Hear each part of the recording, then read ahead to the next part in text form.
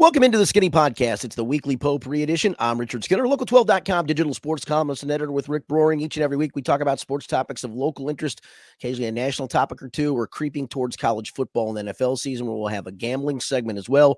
And then my favorite portion of the podcast, you can ask me a question on anything. Head to the Xverse, hit up the hashtag AskSkinnyAnything. It does not have to be a question on sports. As always, this podcast is presented by Blake, the Attorney Mason. I'm going al fresco again today, Rick. It's going to be hot later on. Right now, as we're recording this, it's not too bad under the deck in the backyard. We'll see how that humidity creeps up as the show goes. We might start seeing rings appear under your underarms there from the. I will say the funny part is I'm not a huge sweater. Even when I play sports, I don't sweat a lot. I sweat, but not like other people sweat, I don't think.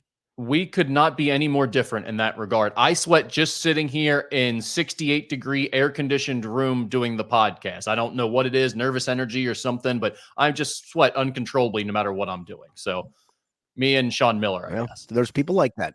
Yes. Yeah. Yes. All right. Well, let's get into the Reds first of all, Skinny. They are 2-4 since we last spoke. They're now 35, 39, and 39 overall, and they've fallen to last place in the NL Central, 9 games back of the first place Brewers, and only a game and a half behind the second place Cardinals.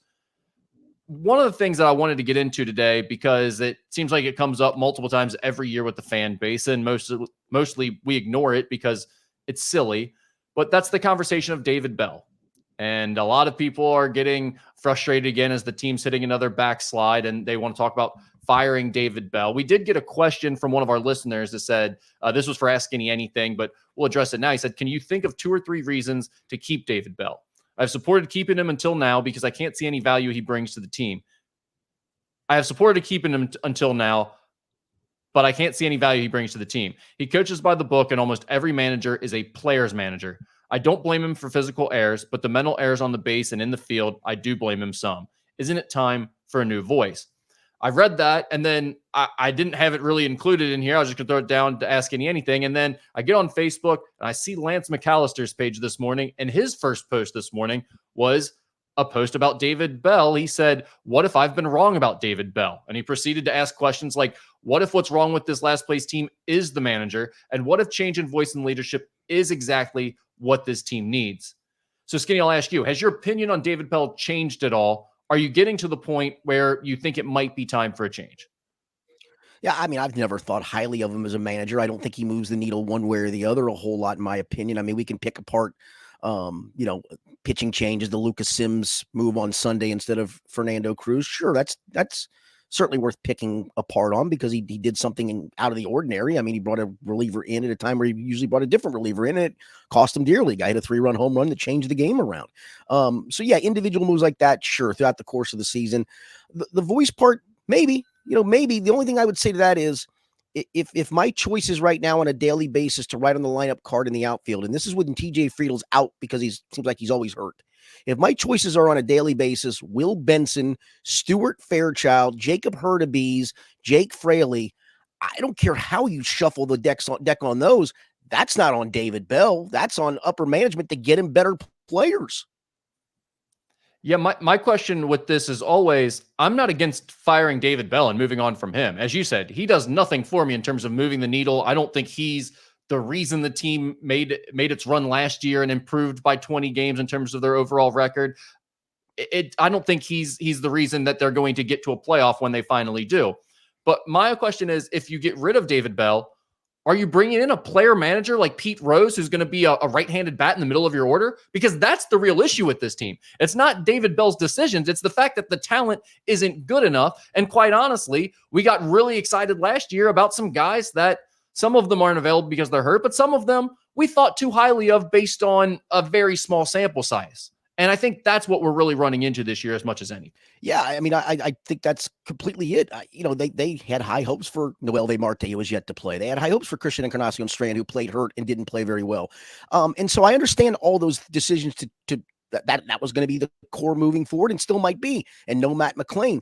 But at the point you're at now, it's not just those guys being out of the lineup. It's really what you've got, to be honest with you, in the outfield. They just don't hit as a group at all. And how much longer do you keep going?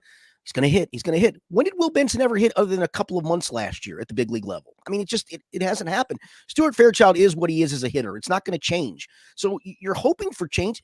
there's nothing to hope for because there's no hope there. Go out and get a legit bat. And that's the thing, Rick. Because of how jumbled this wild card race is, you're not very far out of this, but you can't just keep spinning your tires hoping something happens differently with guys who probably aren't capable of doing anything differently. It doesn't really matter what stat you look at right now. The Reds have a top 10-ish pitching staff, 10 to 15-ish pitching staff, and a bottom 5-ish offense. I mean, that's the reality of the situation. That's what we're dealing with right now. And it's just a simple lack of talent, especially as it relates to power in the middle of the order, especially on the right-handed side, from the right-handed side of the plate. I don't know that any manager is going to be able to fix that problem. I don't know. Maybe you can look at the GM situation. I think we've talked a lot about the good things Nick Kroll has done in his time here, but you got to get better players. And I'm not saying that's all on him. He didn't know how all this was going to shake down. He didn't know the injuries that were going to happen. He didn't know about Noelvi Marte's suspension. But to me, this is more about putting the right pieces together in place on this roster around the guys like Hunter Green and Ellie De La Cruz and Nick Lodolo and some of the cornerstone pieces that you have for the future than it is finding the right voice in the locker room. Yeah, no, again, David Bell, like I'll use Wednesday's game as an example.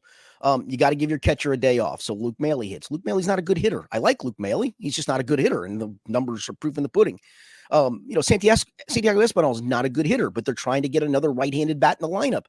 And then again, your choices in the outfield are Hurtubise, Fraley. I mean, yeah, we can argue, should Jake Fraley be hitting fourth when he's only got one home run? Oh, fine. Put him wherever else you want to. It doesn't change the fact they got 2 hits yesterday. I mean, because if you look at that lineup looks like it's probably a 2-hit lineup. It's just not very good. Yeah, the one thing I do, the last thing I would say about the David Bell argument and conversation that's constantly going on in the city is I don't understand, especially some of the media members, and I think Lance would admit that he's been a guy who's like been defending him strongly year after year here.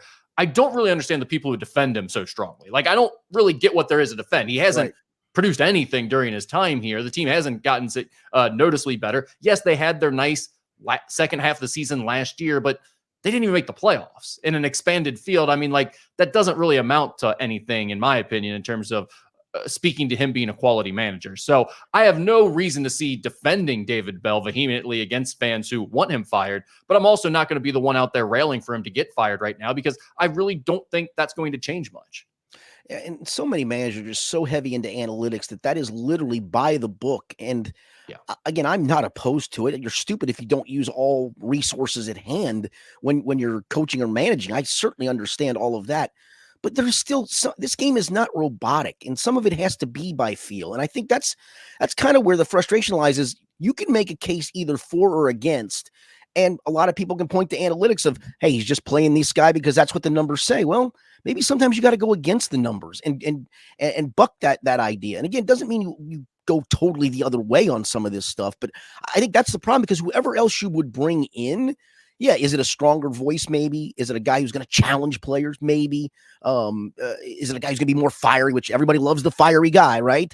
Is it going to be somebody who's more fiery? Maybe.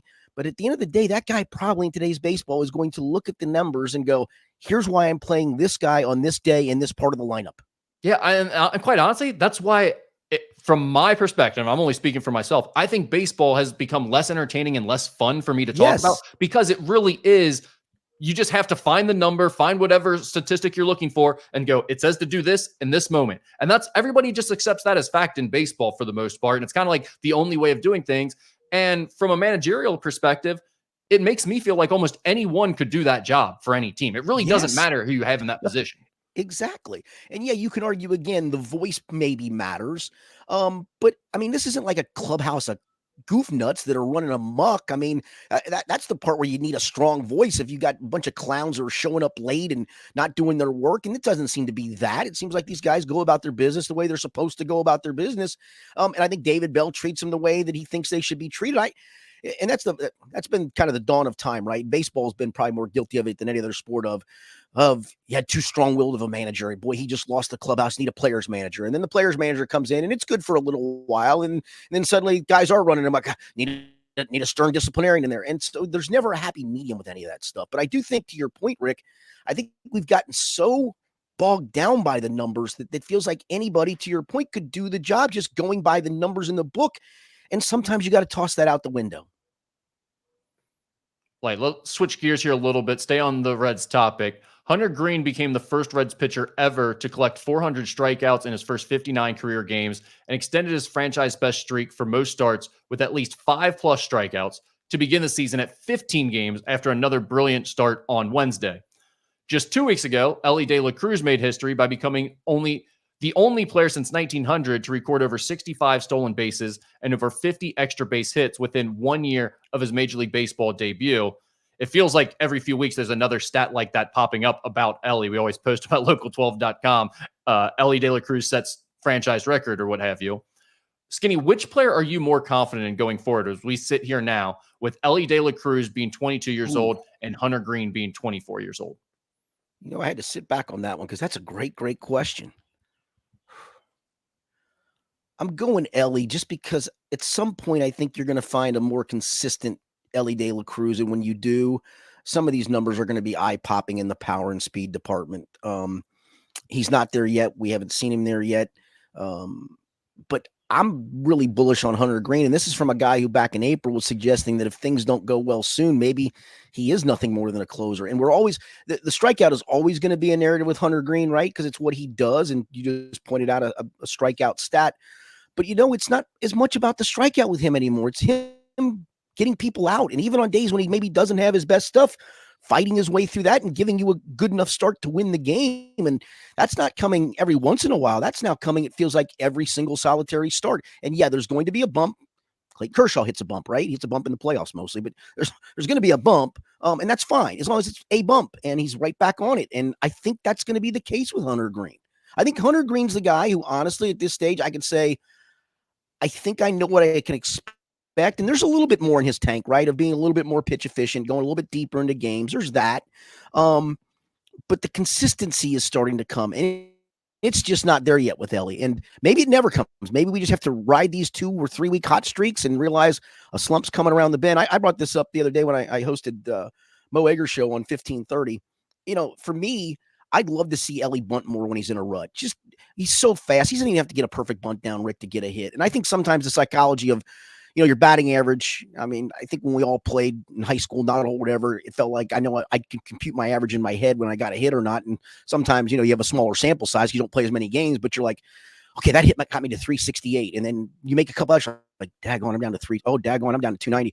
And I think it's psychological with major league players too. I mean, Elly sees the scoreboard. He can see the numbers at 228 at one point. Now, he had a hot streak over the weekend and early in the week that got him back to the 242, 240-ish range. But I think when he hits a run, I'd love to see him do some more of that.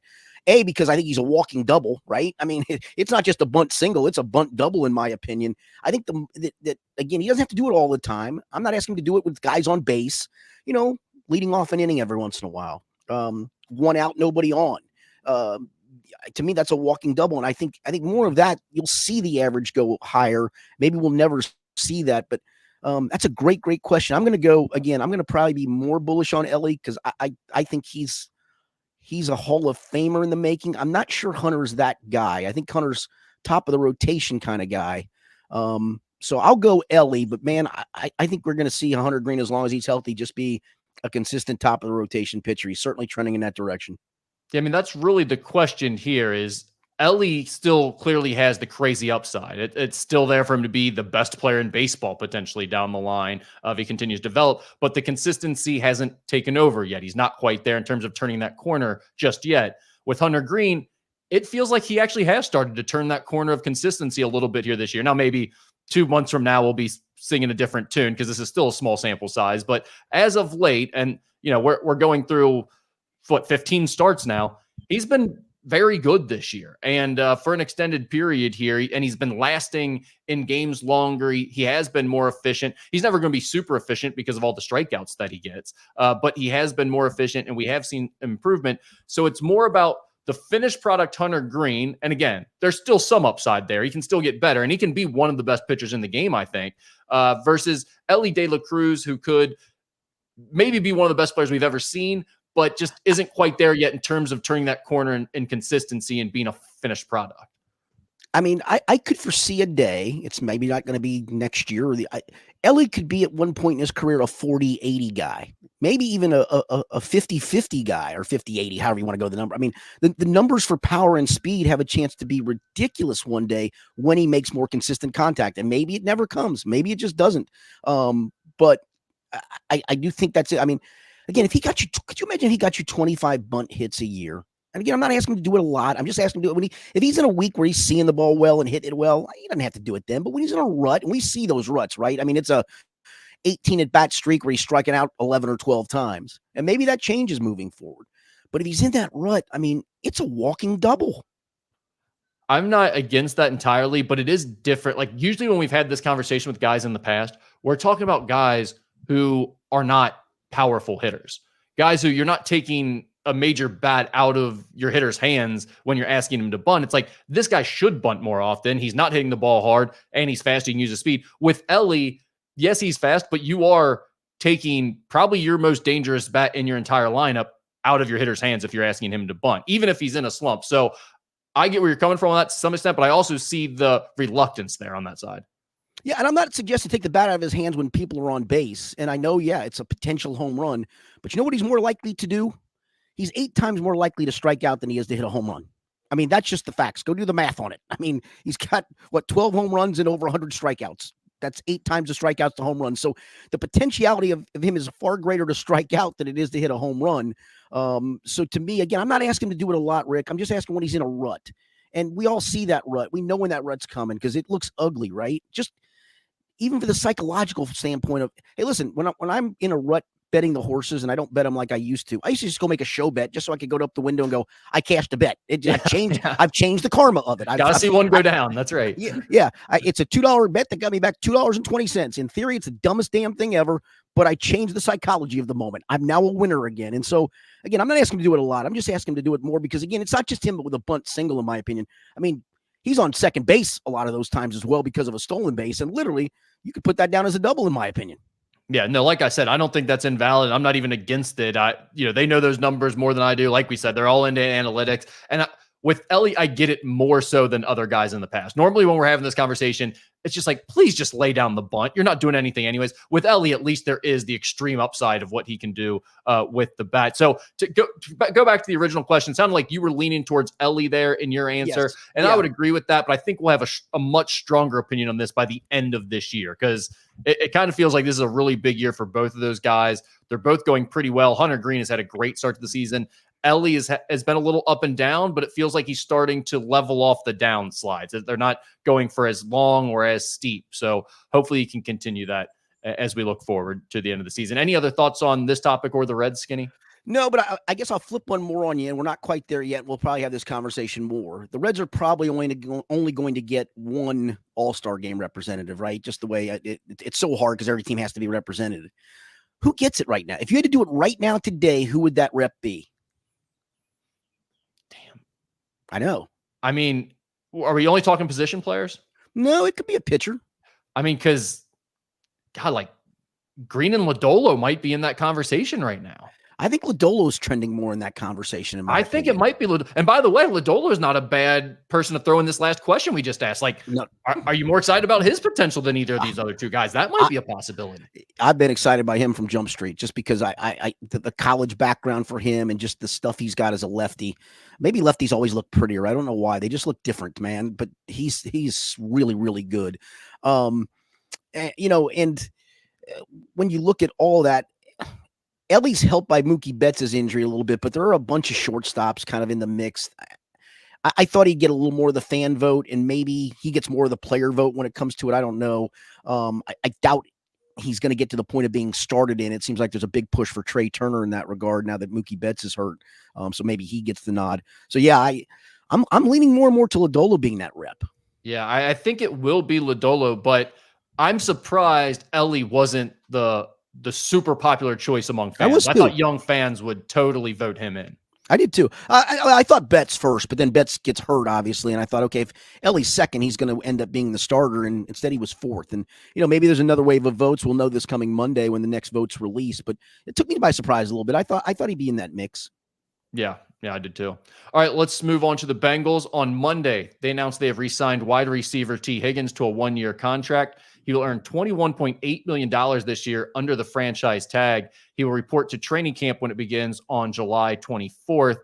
Skinny, this is exactly what was expected for months now, but I mean, I guess it's a positive sign that it's moving in that direction without any more issues or drama.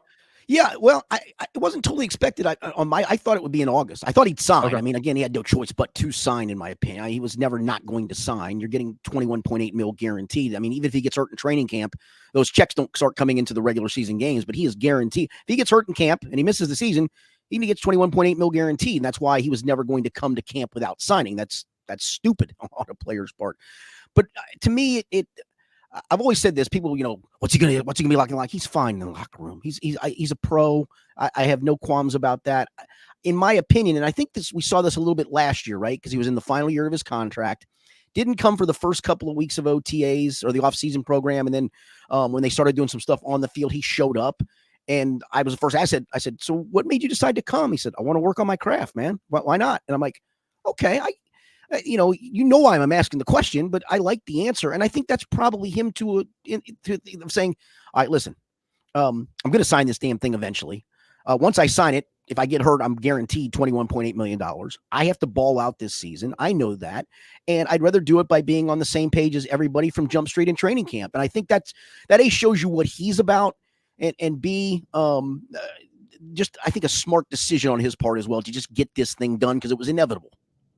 Can I ask you a question there? Were you about to say that's him to a T, and then you realized it was T. Higgins, close. so you caught yourself? Yeah, I came close. That would have been an incredible moment on this podcast. I'm not a big pun guy, and I didn't certainly mean that to be a pun, so that's why I caught myself doing that. No, Skinny, you know what's funny? The first thing I thought of when I saw that he was signing this and getting it over with is like, to me, he seems like a guy who misses it. Yes. When he's not around the group, when he's not around the team, and he's not being talked about, and like there's a little bit of excitement building, he seems like a guy who wants to be in the mix. He's got a little FOMO going on. I mean, even when he was hurt last year and it was like he's rushing back, I know that's a different situation. He's fighting to get on the field to win and to earn money and all those types of things. But he really seems to love the game of football, loves to be with his teammates. And like you said, I never got the sense that there were going to be any issues with T. Higgins in terms of his level of commitment or his level of performance this year, regardless of what was going on between him, his agent, and the Bengals front office. Yeah, no. And again, I think his agent probably would have liked to have made a further statement by maybe him holding out. We saw it with Jesse Bates and all of those things. Same agent for both he and T. Higgins. But I think, to your point, I think it's exactly what it came down to, of him just going, look, I'm going to sign this thing eventually. I don't need to make this a distraction. I want to have a good year. I want us to have a good year. I love ball. Yeah, I think that's literally why he came back last year in OTAs. He kind of, any guy that's in that final year of a contract with free agency looming and a chance for a big payday, when you're coming to some stuff that's voluntary, I would actually suggest to you you're making a mistake. Guys get hurt in OTAs. It doesn't happen often, but there's no contact, so you wouldn't think much would happen. But hey, occasionally coming out of a break, whatever, weird stuff happens. Hell, what's his face? Jonah Williams got hurt working on a sled. I mean, missed the whole season because of it during an OTAs. So I never blame any player in that regard that's in a contract year. And I was honestly, the day that we saw T last year, I was like semi-startled. That's why I wanted to ask him that question, because I thought, what do you? In fact, I might even said, what are you doing here when you don't have to be here? And he said, I want to work on my craft. And I totally believe that. And I think for him, it's yeah, okay, I'm going to sign this. I'm not going to. I don't want to wait till August. I want to hit Jump Street on July 24th when camp starts, and be around everybody and make myself and our team better. And I think that shows you what he's about. And I've never wavered from believing that's what. Well, let's switch to the other side of Joe Burrow there. In a recent mailbag, NFL reporter Albert Breer of Sports Illustrated predicted that a deal will come for Jamar Chase shortly before the start of the regular season, writing, quote, I think it'll happen close to the opener. I actually don't think the money is too complicated. What is a little tricky, if you're willing to go to around $36 million or $37 million per year, is how you structure the deal and its guarantees. So that'll take some time, but in the end, Chase isn't going anywhere. What are your thoughts on Albert Breer's prediction of Jamar Chase's deal getting done around the start of the season? I'm interested to see, because I don't believe it, even though he's more sourced than I am, certainly with agents. The only reason I don't believe it is I don't know Are they going to structure it as a 4-year extension onto the 5th-year option? Are they going to try to structure it in a 3-year window? How are they going to structure it? If they do structure it in a shorter term, then I can believe it taking place. If they're going to structure it in a longer term, I don't know if I do. Why is that? And I'm of the ilk. What's the I'm getting distinction more and more there? the ilk. Locking yourself in for a longer period of time. I know you Okay, can. so he and his use the agent money wouldn't out. want to do that, is what you're saying. Yeah, I don't think so. I think for the Bengals as well. If you play out the 5th-year option and you extend him, let's say 4 years beyond that, that takes him into the 9th year of his career. Now he certainly came in the league at a younger age than a lot of wide receivers do. But go look at wide receivers that are in their 9th year in the NFL. There's a pretty good drop-off for the vast majority, not for all. I mean, go look at A.J. Green's first 6 or 7 years. Model of consistency, rarely hurt, and then suddenly one injury happened, right?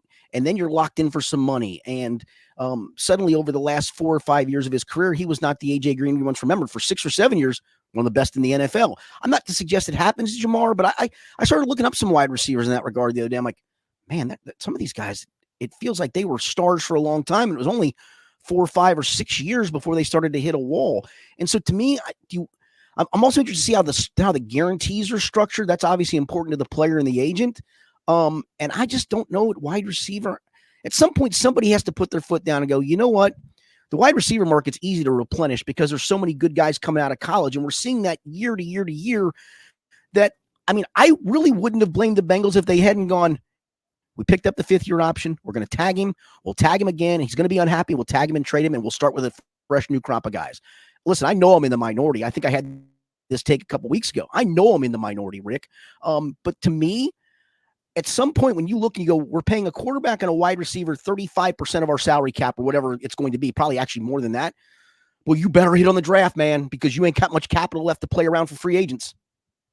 Did you end up getting some feedback from that take? You said that maybe 2 or 3 weeks ago on the podcast. I got a few people that commented to me about that. Did you get many comments about it? Well, here's the problem. I would have to look at my notifications on X to know that. I don't pay attention. I just don't. Fair enough. I didn't know if maybe people had talked to you in person or texted you, because I got some of that too.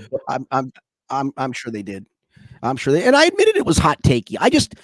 Because it's against the grain, right? It's a superstar, and you want to pay your superstar, and you're always going to believe your superstar is going to have production at a high level every year you have him.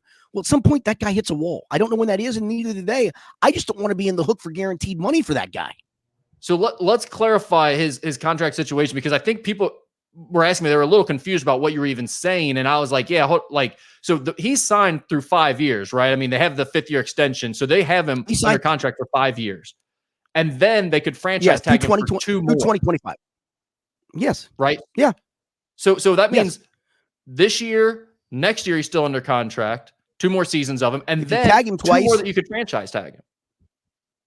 That's 4 more years of Jamar Chase. I don't think what you're saying is that crazy. Like, by that point, whether it's the Bengals window is gone or Jamar Chase has started to get hurt, or he's just unhappy with the organization or something and things have gotten sour. Like, that doesn't sound that crazy to me of an idea. If you're telling me you get 4 more years of Jamar Chase, if you do it that way. Yeah. I mean, you could argue it's alienating a player in the last year, and it's maybe going to send a bad message to free agents. Hey, I'm sorry, players, if you don't like this whole concept of the tag, go collectively bargain your way out of it. But you haven't yet, and that's on you guys, man. I'm sorry, that's on you. And at the end of the day, you're still getting paid the average of the 5 highest paid wide receivers in the league. You're still making good money. It's still guaranteed. I'm just saying it's a little bit less of a guarantee without further guarantees in the future, that if you're locked into some of that from a guaranteed perspective, and maybe not, maybe they do it as a big signing bonus and all they're doing is prorating at that point. That okay. But I'd like to see what the percentage of cap that would be chewed up by 2 players is in a couple of years. And again, I know the cap's going to keep going up. I get all those things. But at the same time, so is the price of signing free agents. And right now on your offensive line, you have a free agent starting at left tackle, a free agent starting at center, a free agent starting at right guard. If Trent Brown starts, a free agent starting at right tackle. You haven't hit on many draft picks there, okay? You're paying premium money for all your defensive linemen. And yeah, you've restocked with young guys. I hope Chris Jenkins is great.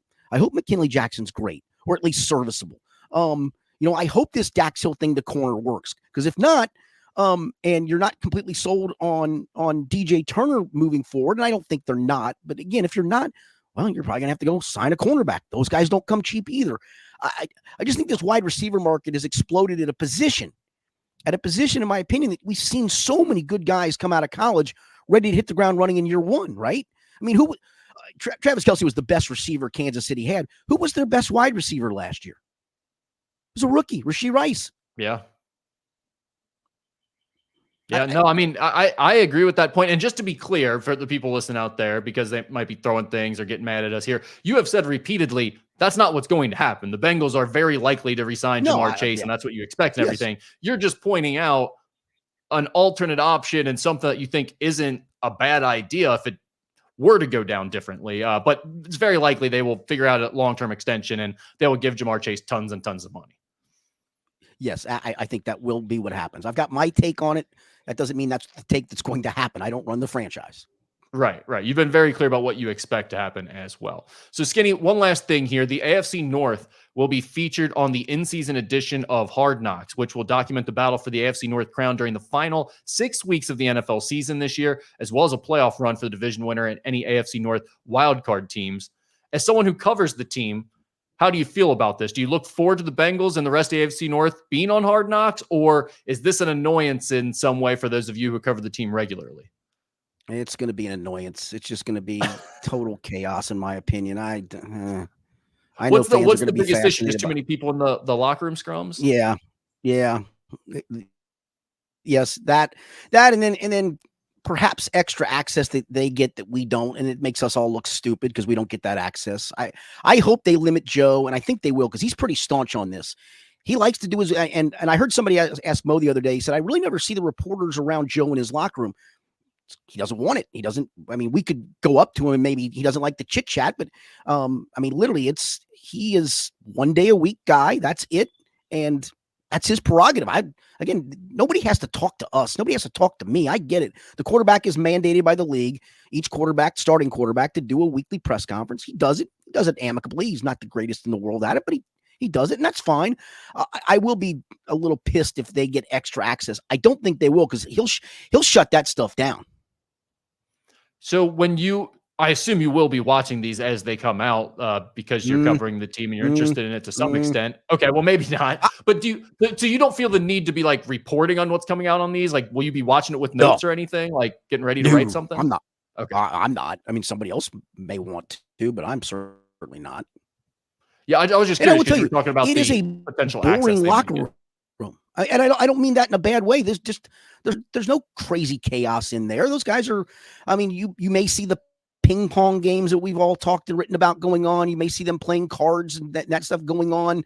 But honestly, there's no like one part of the locker room hates the other. There's not I mean, Jamar Chase can be a colorful personality by some of the things he says, but he only talks 1 day a week.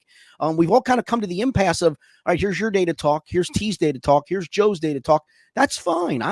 You don't have to talk to us every single day. And they kind of set the parameters. I'll be interested to see what that's like for these guys. Cause again, it's a fairly boring team. Who was the old Grim Reaper looking dude who would be telling guys to bring their playbook when they were on Hard Knocks a handful of years ago that everyone memed to the? Yeah, I believe that was Jim Lippincott. Lippincott. That's exactly what it was. Yeah. Is he still around? Yeah. Will he be making an appearance on this? No, he is. He's been gone for a handful, heck, maybe even up to a decade now. I hate to say it, but that doesn't come as a surprise given the way he appeared on that show. Jim was on the staff for a long time. He's a former athletic director and high school assistant at Moeller. And he went back to Moeller as defensive coordinator. And I don't think he's coaching any longer. I would hope not. So do you like Hard Knocks at all, watching it, or do you not really care for it? I don't. I mean, I know a lot of fans do. I just, this is just maybe me in a nutshell. I don't watch many of those behind the scenes things. I just don't. For me, honestly, when my workday is done, I don't want to look at that stuff. I just don't care enough. I wish I could tell you I did. I know people are super excited by it. I heard my man Mo, he's excited by it. I don't know what's all that exciting. Tell me, and maybe again, this is generational. What is exciting about it, in your opinion? I'm not like super excited. I do think Hard Knocks is well done. It's one of the behind the scenes things that well done. And Oh, hey, listen, anything Right. NFL Films does, I will tell you, is well done. There's no question about that. Yeah, so that, I mean, I think that's all it is. And in the past, I mean, they have gotten more access than the daily beat writers. I think that's one of the worst parts about the NFL is like when I was working for the Enquirer, there were a couple times where you or Paul, as you guys were kind of covering the Bengals together for the Enquirer, would be like, "Hey, it's a holiday, we need an extra guy," or we're going to the playoffs, we need an extra guy. So I got a handful of times where I was able to help fill in and work the Bengals beat a little bit. And I got to be honest, like as someone who always thought that would be the coolest job in the world, I was so discouraged by those days because it was so boring. It's like everybody's going to the same gaggle, getting the same quotes, and then writing the same things. And then you all wait around for one national guy to send a text to an agent and get the scoop that everyone was waiting on the whole time. So it was like, to me, that was, it's part of the worst part of the NFL, quite honestly, is that like a lot of the beat writers and the fun people that we follow don't get some of the good stuff and they don't get the access that they should get. And then with Hard Knocks, it seemed like in the past, like they did get some of that access. And Chad Johnson, like the year they did it and he became the streaming media sensation that he was online. Those were kind of the fun things that came from it that I guess you don't always get from your team. But to get things like that out of Hard Knocks, you need characters like Chad Johnson / Ocho Cinco. And to your point, I don't know that this team has many guys that can sustain a show like that and make it interesting. So I'm not terribly excited for it. I figured you would not be, and I wanted to get that opinion out there. But I just think it's one of those things where it's probably better with it being in season that it's spread out among multiple teams, because I feel like the in-season version of the show isn't going to be as good as the training camp version of the show in terms of access and players willing to do funny things. Yeah, and especially when they're playing each other down the stretch of the season, right? With probably multiple playoff bursts on the line. Now, maybe this backfires and the North gets a rash of injuries, and none of these teams are, other than the team battling for the division title. I don't think that's right. I think if you're going to do this the way they're doing it, you probably pick the right division to do it in. But I mean, even if they get some of that access, do you really think, the Bengals play the Steelers twice in that span? I haven't looked at the others, but I know they do because that's part of the league, right? Do you think guys are really going to put bulletin board material up behind the scenes during playoff races? I just don't see it. College basketball coaches are anal about stuff like that, getting out to a level that I think is unhealthy and beyond normalcy. NFL coaching staffs, it's like God tier when it comes to that stuff. I mean, they really think they're hiding nuclear secrets within their playbook on a weekly basis. So yeah, I think you're right. I think there are going to be some real issues with the access they're going to get in season compared to when they do it during training camp. But that's for them to sort out. And to their credit, they've always done a pretty good job, in my opinion. I don't watch it typically, but I have watched the previous Bengals editions. And I got to be honest, I bet you they shut it down for practice, the portions that we can't shoot of practice. Because I'm going to spill the beans here for a second. Each team that does this, I know the Bengals do it for sure. They will monitor social media accounts of like beat people that go out and like shoot part of practice, which they're allowed, the parts that they're allowed to do. Oh, yeah. And I know for a fact that Bengals coaches have gleaned certain things from watching those little clips at times. You think you're going to get big clips on this show where teams can go, they're doing that in practice? No, you're not. So that's the other part to me is I don't know what else you're going to get deep access wide. Hold on. That's interesting. So I thought you were going to say that the Bengals social media team, like their no, not SID. Yeah. I don't know what you call them. Their PR guy is checking what you guys are putting out to reprimand you if you got a line. You're saying the coaches are watching other teams' beat writers to get scoop. So they're actually going out of their way to do silly stuff like that. Correct. And I will tell you this, that's why they get upset if something gets shot during a practice that they act. Sometimes, again, they'll say, here's the portion of practice that can be filmed. It's usually just stretching and dudes warming up, maybe a little special team stuff, but they're literally, when it's time to go, that's when you can see they're getting ready to go into a period of doing something install wise, rep wise, all of those things. And I get it. I think it's perfectly fine, but there's occasionally times where if somebody clips something out and sends it, even maybe during camp, and it's like, oh yeah, that was during the time that they were allowed, but boy, we don't want that. They'll try to find a way to make it stop. I mean, and again, that's where they've talked about, hey, you guys think we're being, mean about this. Literally, we've gleaned some things from this, and probably other teams have too. So that's where for this HBO show, I just don't know how much are you going to get off of this stuff. No, I mean, it's crazy because I've had assistant coaches for other college basketball teams. I see like, Xavier's playing them in a couple weeks or whatever. I'll see them sign up for my website and, the scanning the message board trying to find stuff. So I know like that does happen. Things like that definitely do happen. It's just surprising to me that they actually feel like they've been able to get usable information out of those little video clips. So yeah, it's probably not all the time, but you know how these guys are. They feel like they stole one nugget. They feel like they've hit gold, man. Yeah. And I mean, financially, it could be like, think if you're just a lowly assistant whose job is to do that. If you get one important thing and give it to your head coach and now it's bumped you up and you've got a fast track to an actual coaching job next year or something like that on the staff, if you're like a low level guy, a staffer, that could be significant income differential. So it is interesting to think about all that stuff. Any other thoughts on Hard Knocks here, Skinny? No, I mean, if you're into it, good for you. I'm not going to poo poo on your parade. That's just not my cup of tea. Fair enough. All right. College basketball, a couple quick things to get to. NCAA officials presented Division I conference commissioners with at least two different models that could expand the NCAA tournament field to 72 or 76 teams. If it happens, it wouldn't take effect until the 2025-26 season. The plan presented would keep the core 64-team bracket intact while adding additional play-in games and at least one more first four site. So, Skinny, we've talked about expanding the tournament in the past. Usually we're like, it's stupid. What's the need? It doesn't make sense. How much upside is there from a financial perspective, what have you. But let me just throw this at you from a different perspective this time. We'll adjust it from one perspective.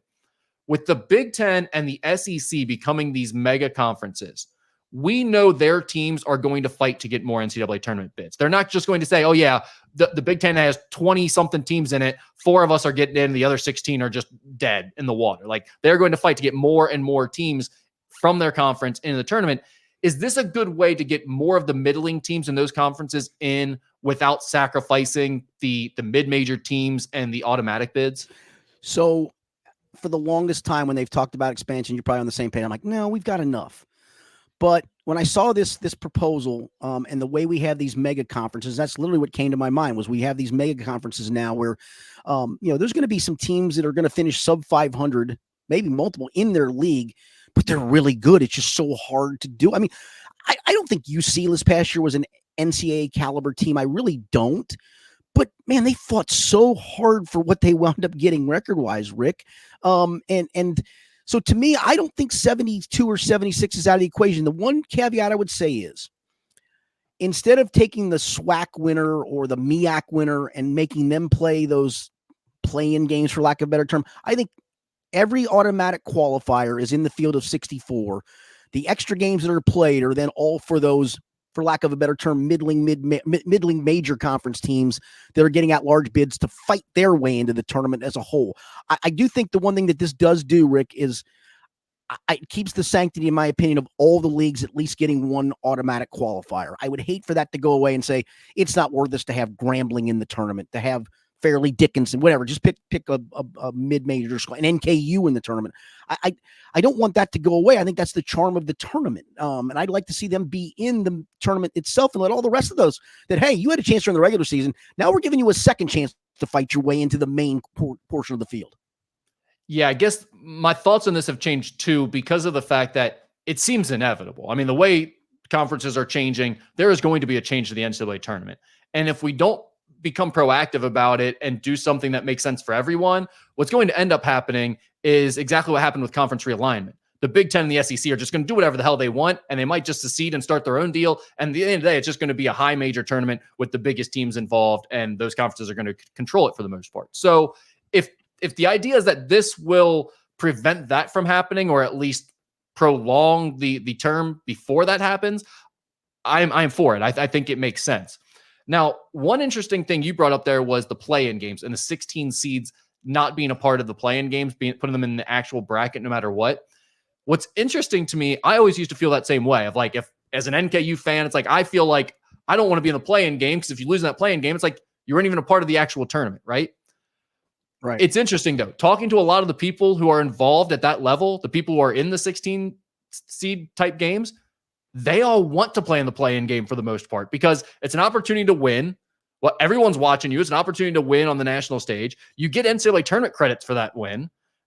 And you still get to go and play that number one seed afterwards if you win it. So it's like you still get that opportunity eventually, assuming you win the game. If you lose, yeah, it stinks, but you still got to play on the national stage as the only game that night being shown, and everyone watches you. So there is some upside, I guess, for the 16 seeds playing in the play-in game, and a lot of them actually prefer getting that play-in game as opposed to just being stuck against a one seed where they have no real chance. Yeah, well, I mean, if that's the case, then that's fine. That's the way they want to do it. I'm just, to me, it seems more fair for the teams that become at-large bids 69, 70, 71, 72, 73, 74, 75, 70. You're at the back of that pack, in my opinion. I know you're not Grambling, which would be at the back of the pack overall if you were to seed them 1 through 76, but you're at the back of the pack to fight your way in, and so I think you should have to fight your way in. But to your point, that's fine. I think the overarching point for both of us is I want to keep the sanctity of every conference getting at least a bid. And because we now have these super conferences, I do think it's going to lead to the need for expansion. Yeah, two things that immediately come to mind, especially coming off last year's tournament when we talk about this, is one, NC State. And we've had other teams like them where they're not a team that looks like they're headed towards the NCAA tournament. They play their way in just barely. UCLA a couple years ago. They catch fire, and now all of a sudden you're dangerous. You're winning games in the NCAA tournament. You're making a run. And guess what? That's a fun story for the NCAA tournament. But they didn't win it all. They made their run, and then guess what we had at the very end of the tournament? Guess what we had? The two best teams by far all season long. Had you asked us to preseason pick number 1 and number 2 who should play for the national championship this year, we would have come up with UConn and Purdue. And guess what?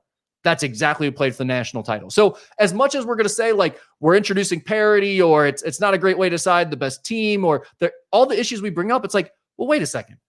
All that stuff's already happened to some extent. And last year we had a fantastic tournament in that regard. We got the two best teams playing in the finals. We also had one of those teams who got the chance through a play-in game, make a nice run, and become a fun story for the tournament. What's the issue with creating a couple more situations like NC State potentially? It's like all of them are battling it out. So some of them are just going to fall off. And the ones that get through, maybe they have a fun run and make it farther into the tournament. I'm not going to feel bad for any of those middling teams that have around a 500 record having to play an extra game or two in the play-in games to make their way into the tournament. To me, that's fine. It probably is just going to add a few more days of excitement and betting for us right before the start of the tournament. Yeah, and you have most conferences now have, upwards of 20-ish games of conference games. I mean, when you're in a conference and you're playing 20 games and there's like 7 or 8 really good teams, you're going to be a really good team that's going to lose games. And so I just think with these mega conferences now, the way they are, the fact you are playing a ton of conference games now, that expanding the tournament a little bit is not going to bother me. 5 years ago, my opinion would have been completely different. But when we've got today, I think it makes a lot of sense. Well, one thing I will say about that, as far as since I've been covering the Big East, and God, that's been over a decade now, or close to it, that since Xavier joined that conference, the one thing that I've been struck by every single year is there's like 1 or 2 teams at the top, and then from like 3rd through 9th, they're all the same.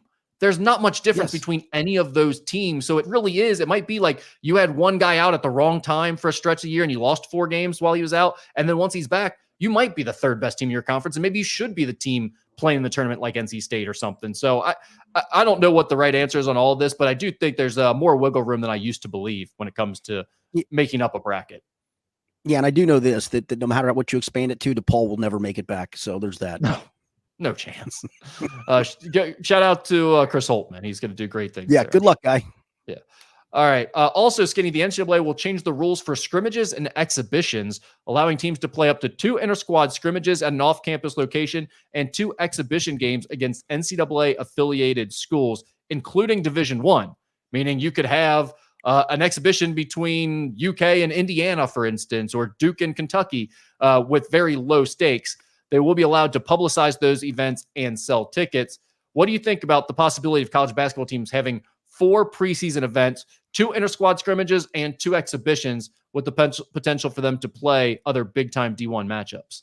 Yeah, I think I'd like to gauge my team. Listen, would I like to have one of those exhibitions be against, I don't know, a Clarion for Kentucky? John Calipari got to bring his alma mater in, and they get a nice little payday bump. Yeah, and you get to play all your guys. Those are all fun. But you know what? I wouldn't mind a nice gauge for my team going into the season. I wouldn't mind a tough matchup to see who deserves minutes, who doesn't. Where does my team stand? What do we still need to work on? You're not finding that out against Kentucky. No offense to Kentucky Wesleyan or whatever. You're not finding that out. All those are feel good, get a sweat going, get the fan base a little excited. I think this is a really, give me the downside to this. Actually, offense to Kentucky Wesleyan. I'm okay with offending them. They're not as good as Kentucky. That's fine. I'm fine with that. They could be offended today. I don't see a downside at all.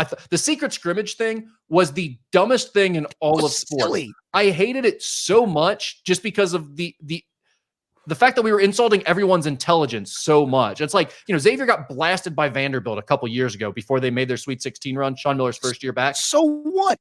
It mattered nothing, but you would have thought it was like the biggest deal in the world when that information was getting out there. And by the way, it always gets out there because whoever wins the game that's excited about winning the game, they want it out there that they won the game. And whoever lost the game, they're freaking out about it's supposed to be secret. Don't publish anything. And it's a stupid song and dance we do that should have never happened. So I'm glad that that's going to be gone because of this. Now, the interesting question I have about it is, do you believe that coaches will actually play like big match? Like, do you think we'll get to see some low stakes but big time matchups? I don't know about big time, but to your point, a Xavier Vandy, a Kentucky Indiana, to your point, whatever, something that's probably close from a traveler. What is wrong with? I mean, I think think about the NIL money, Skinny. Yeah, think about the NIL money they could generate for an IU UK exhibition game. That doesn't count against your record. The coaches don't have to submit to like, oh, this is going to change the trajectory of our season. We can just play an exhibition, earn all that money, satiate the fans' appetite for playing each other in that rivalry, but it doesn't really matter for anything. Do you think the coaches will agree to that, or do you think there's still too much pride and they're too worried about their reputations? Boy, I would hope the former, but I do fear the latter.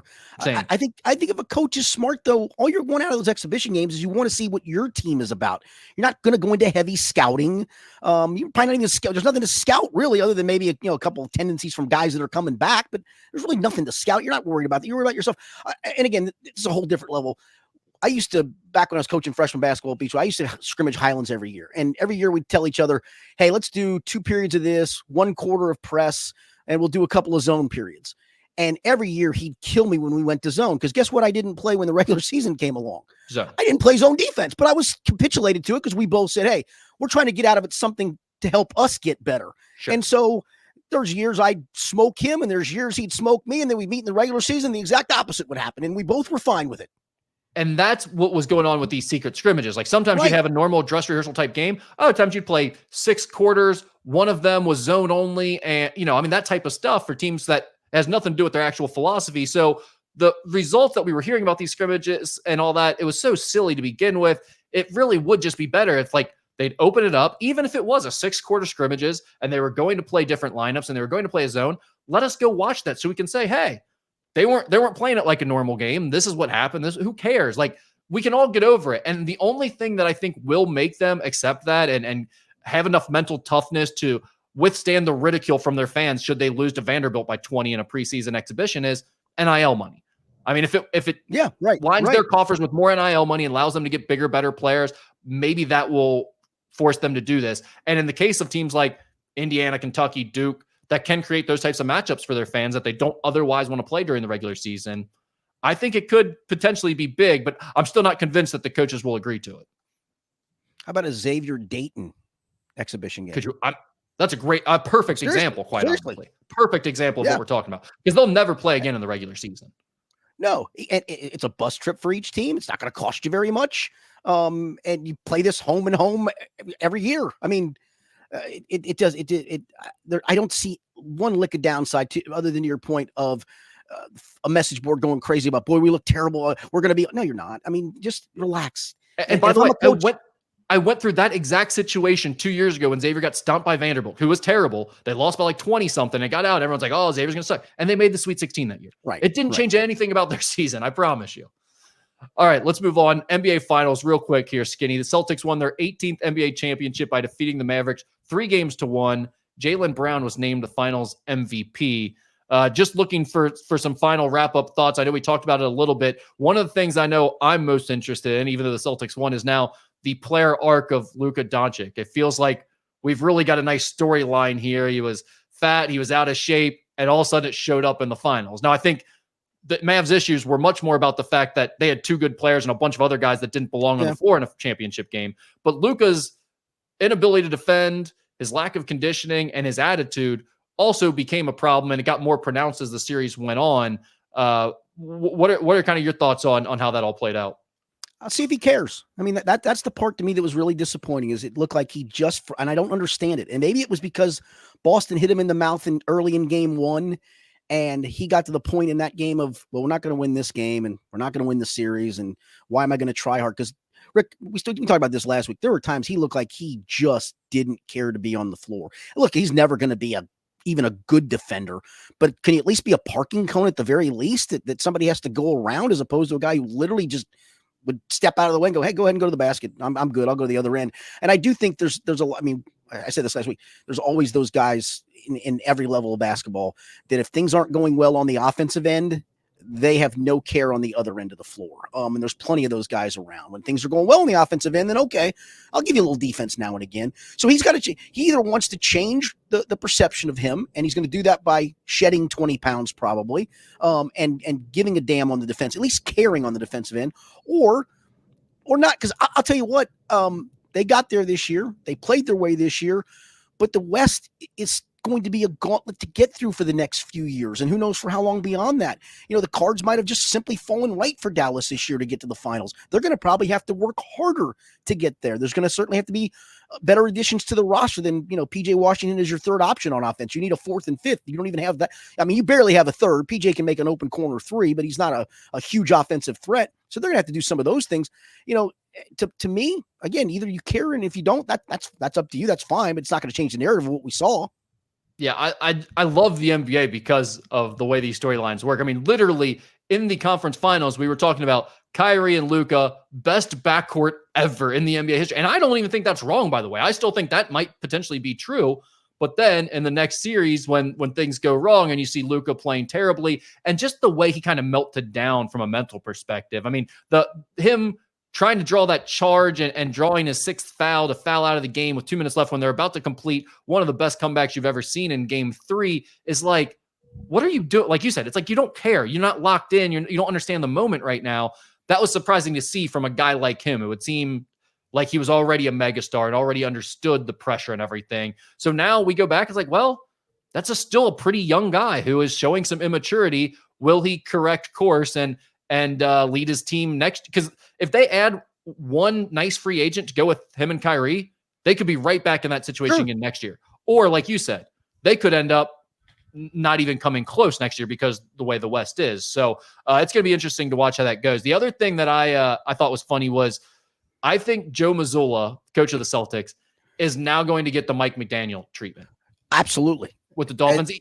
As young kooky genius.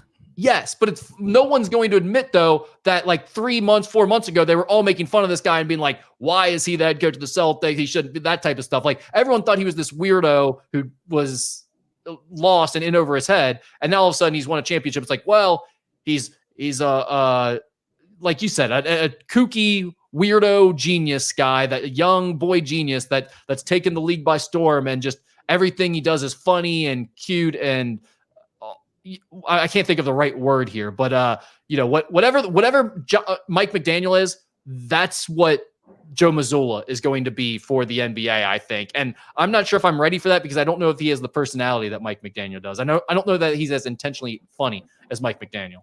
You know why Joe Mazzulla is an NBA champion as we sit here today? You know what NBA coach I'd most like to be like at the moment? No, tell me. Monty Williams. Who? I get $65 million to do nothing over the next 5 years. Who was that? Say it again. You cut out. Sorry, Monty Williams. Yeah, that's a great position to be in. I mean, that may be the dumbest contract ever that was ever signed by a team or laid out there for somebody, and then to fire him 1 year into a $78 million deal, $13 million a year for the next 5 years to do nothing.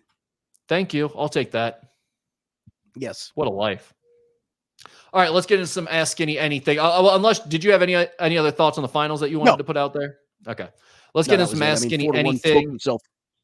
All right, we'll start with Skinny. You're a top 10 freshman recruit in this year's class for college basketball. What current basketball coach would you want to play for? Dan Hurley be at the top of my list because I do think you're going to get coached well. I think you get coached hard, but I think he'd be fun to play for. I really do. I like the style of play. I think he'd be one of those guys in practice that could yell at you one moment and crack a joke at you the next and lighten the mood. I know that's easy to say because he's won the last 2 national championships, but I like his coaching style a lot. I think he'd be a fun guy to play for. Okay, is there a number 2 on the list? Because I feel like you're right. I mean, everyone would almost have to say Hurley in that situation right now. Why wouldn't you? Yeah, it's hard for me to say because I truly don't know what a lot of these guys are like behind the scenes. And in the portal today, you could be the nicest son of a gun going, and it still ain't going to matter. Guys are going to go seek their own best deals. So I don't even think, again, the initial part of the portal, I think people freaked out of, oh my God, this guy must be a complete a-hole. See John Brannon. I mean, the people panicked when people started leaving UC because, oh, he's a tough guy and he coaches them too hard. No, it was the start of the portal that nobody really understood how that got. I think Mark Pope would be fun. Seems like a fun style of play. People seem to like him. He has a lot of energy. Back in the day, if you'd give me this question even before he won a national championship, I would have said Billy Donovan. Yeah, Billy Donovan was always top of the list. Brad Stevens, when he was in college, was an easy choice for a while. It seemed like he just had perfect temperament. It was like, how could you not like that guy? I like Nate Oates. I know there's the weird stuff with all the shooting thing that happened down there a couple years ago, but Nate Oates seems to have like a really good mix of the analytic side, but also being able to handle the locker room and handle big stars and get guys to the next level. I think I would like to go play for Nate Oates. I don't know enough about him, but I will say, you talk about a guy that's kind of built a culture, and you don't see you see more guys sticking around, and maybe he just got lucky with this. But Matt Painter has really built something at Purdue, in my opinion, of that seems to be pretty sustainable. Yeah. Well, and the one thing about Matt Painter is if like you're a highly rated guy, or maybe not even that highly rated, but let's say like a top 100 recruit, and even though Purdue's had tons of success, like you're not getting recruited over at Purdue. They get you in there, and then you're in the system, and they're going to develop you, and they're going to stick with you, and then by your junior year, whatever, you're going to contribute. It's not the same as it is at some other schools where you're kind of constantly looking over your shoulder of like, well, they're just looking to replace me with the next guy. So I think there's definitely some loyalty there and some development to factor in when you go play at Purdue for sure. All right, let's move on to the second question, which is just as important. What are your top chip dips, Skinny? Oh, I'm a total sour cream and onion guy. I mean, I will tell you, and I actually tell my wife don't buy it very often because I'm the guy that literally can get there on a certain whim, eat a half a bag of Ruffles with just dipping it in the dip, and so I don't do it very often. I can, what else is good in those is those bigger thin pretzels. Yeah. I can't think of the brand name. They come in different flavors. I just usually get the regular Snyder's. No, they're not the Snyder's. They're the really super thin ones. Anyway, those are good in that too. And so honestly, we don't have dip in the house very often because when we do, it doesn't last very long. It's supposed to be, hey, maybe with a sandwich for lunch and a handful of chips, there's your little nice thing of dip. Nope. When it's here, man, see ya. Yeah, that's the problem I have too. I'm a dip guy. I started Dip Friday at Channel 12, for God's sakes, while I was working there. So it's kind of my forte. I have a rankings on Twitter at some point. If you look up Rick Broing top 5 dips, there's a rankings out there. I will say one dip that's kind of creeping back up. I feel like it was played out too much for a while, but I'm starting to enjoy it again, is buffalo chicken dip. Yeah, my daughter makes every party for so long there. I kind of got tired of it, but I haven't had it as much recently. I'm kind of really enjoying that again. Yeah, the 2 party dips, because they seem like they're go-to for everybody, I enjoy. My daughter actually makes my older daughter makes a really good buffalo chicken dip. And when she lived with us for a couple years out of college before she bought her home place and got married. That would be like a once every 2-week dinner. That would be kind of dinner was that and like something side-ish with it. It was outstanding. So I don't have that quite as much. And obviously Skyline dip. I mean, nobody can tell me they hate Skyline dip. There's no way. Yeah, Skyline dip's always solid. That's another one that it was that and buffalo chicken dip were played out for me because I just had them so often at all these different events and parties and everything. Now I guess part of it's I'm older, so we don't go to things as much, so I don't have those everywhere I go. And two, I just for whatever reason haven't had them in general. So those are definitely up the list. The other one that I'll throw out there is Fiesta Ranch Dip. I don't know if like you ever ranch had much. that, but Yeah, I'm not a big ranch dressing, ranch anything guy, to be honest with you. I don't okay. know why. This is mostly just sour cream, ranch seasoning, and then you put like the Fiesta corn and the Rotel in there and black beans Okay. and cheese. Okay, that sounds pretty good. Yeah, it's fantastic. Yeah, that sounds okay. And I will tell you, a good fresh salsa is pretty damn good too. I agree. I just had a new salsa that my wife brought home because she works for a marketing company that kind of works for Kroger's. So when they do like they reset a lane, a checkout lane or something, so a lot of times they have a bunch of extra product. So they'll end up bringing stuff back and we'll try it. And one of the things she had was this sweet, like hot salsa that I had never had before. And it was really, really good. So I'm with you on the salsa thing. So I've got one more that I consider a dip that nobody else would. So is this gonna be your mustard thing? You no, made me try like a mustard thing that was terrible one time. Mustard and hot sauce. Mustard and hot sauce. Oh, Yeah. on a hot dog? Put that on a hot dog sometime. Come back and talk to me again. No, it actually involves hot sauce itself as a dip for popcorn. I'm intrigued. Just It's get a just bowl, hot sauce? just the hot sauce. Get Okay. a bowl, fill it up with some hot sauce, and then as you take the popcorn out, dip it in there and eat it. So I've done that at Outstanding. Edgewood Tavern, little bar there. I know Actually Edgewood has a Tavern. popcorn machine with a hot sauce bottle on top of it. So Perfect. I've always just sprinkled the hot sauce on top of the popcorn. But yeah, that's good. It's kind of like a cracker bomb from Skyline. Yeah, but it's not quite as intense. Yeah, that's right. That's right. No, that's good. I'll give two more little tips here. Chips, if you need a good chariot to deliver that dip, On the Border is a slept-on brand. Get the On the Border restaurant style. Yes. Those are also good. Aldi has a brand. I don't know what it's called. It's got some like name of like a Mexican restaurant, but it's in like one of those brown paper bags that are folded at the top. If you see that at Aldi, those are pretty good under the radar chips too. I will tell you, Ruffles is a go-to vessel for me if it's a chip dip. If it's just French onion dip, I'm with it. It's hard to beat just a classic Ruffles or pretzel. Yep. All right, it's vacation driving season, overnight drives, etc. Has Skinny ever met the screaming preacher that comes on overnight on 15:30 a.m.? And if not, what would he say to him if he met him? So I haven't heard him in a long, long time. When I used to do morning radio, I would flip our station on at times and I would hear that guy and go, and I forgot we made money off of that. And I didn't even know he was still on. So I've not met him, but I know the guy you're talking about. I do like some of the Sunday morning guys. My favorite guy, and you've probably heard him, I think he's passed on, but he still has his shows, is Ed Bowsman from Lynchburg, Ohio. You ever heard Ed on a Sunday morning on WLW? I have not heard I'm sure Ed. people that are listening to this have heard Ed. God is just a prayer away. Just remember, God is just a prayer away, Rick. I only the know overnight the preacher I on 15:30 in a while. And the overnight trucking network. Yeah, that's a different network though. The Bozo's son does not do that any longer. Oh, really? It's like Red Eye Radio or something like that.